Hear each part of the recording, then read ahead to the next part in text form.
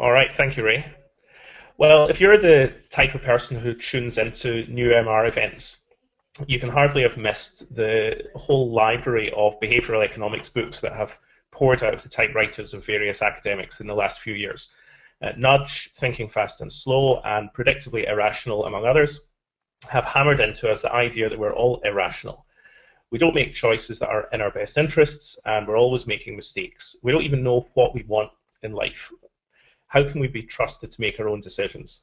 We're a bunch of idiots. Even the name of my own agency, as Ray says, the Irrational Agency, plays up this idea, and it's a name that I suppose it was a slightly tongue-in-cheek, but we have this idea that has started to become conventional wisdom in this industry, that consumers are irrational. Well, today I'm going to tell you this is all nonsense. Consumers aren't irrational at all. Not that they're necessarily rational either, and thank goodness for that, in fact. If we really did behave the way that economists tell us we should, we'd all be dead. The only people who can make decisions in the way economists tell them to are people with specific types of brain damage. These people can't use their intuitions or feelings to make choices. They have to calculate one by one all the costs and benefits of every decision they make. As a result, they can't make any practical choices in life, not even whether to get out of bed in the morning. And people like this end up unable to live outside of an institution. We probably all experience this on a small scale. They call it analysis paralysis. Anytime you've found it really hard to make a decision between two options, and you've put it off and thought it over and worked it out and still been no closer to deciding, you've been in this mode. But eventually you probably picked one path or the other, and chances are it probably worked out okay. But imagine that you're thinking like that and you weren't in a comfortable office or in your living room in a modern economy, but you're instead in a threatening environment with only just enough food to survive on and a wide variety of creatures waiting to kill you. In other words, imagine that you were your great-great-great-great-great-grandmother 300 generations back.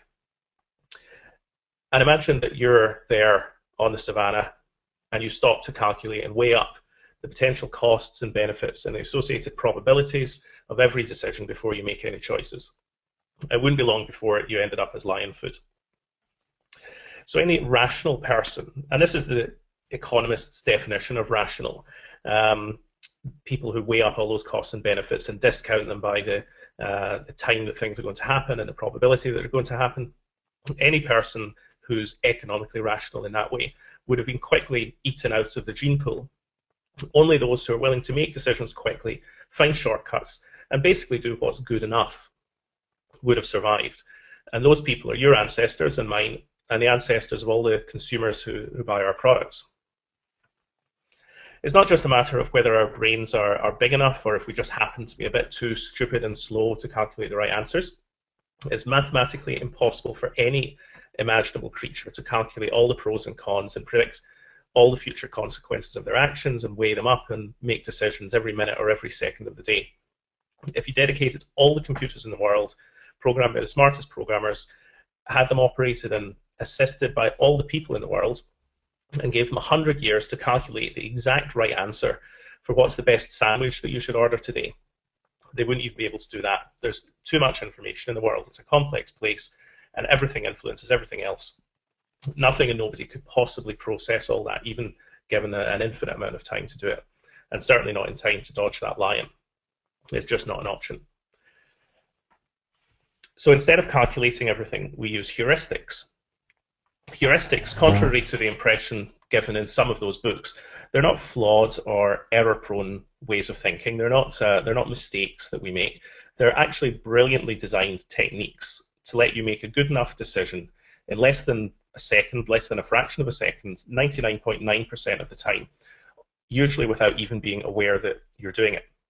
The only reason that we can navigate the world in a practical way and a safe way is because we have these heuristics to make most of our decisions for us.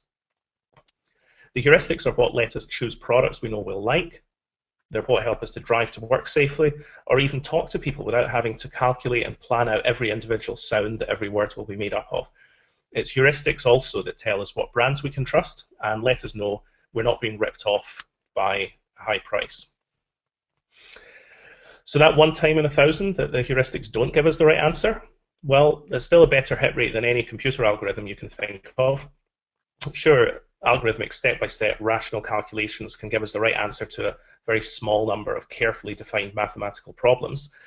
And there's no harm in learning those situations so you know when not to use a heuristic. You may not want to use a heuristic to work out your tax bill at the end of the year. You might want to do the arithmetic.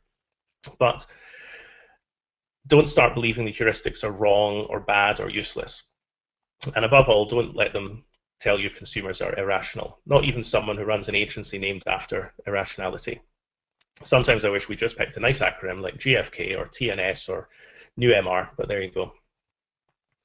Don't let your fantasy of that unattainable, perfect calculating machine be the enemy of recognizing what a brilliant object your brain is, to have found its way past those lions on the savannah through all the dangers of history and past the supermarket till without buying the National Enquirer. Consumers aren't irrational, but you might be irrational if you think they are.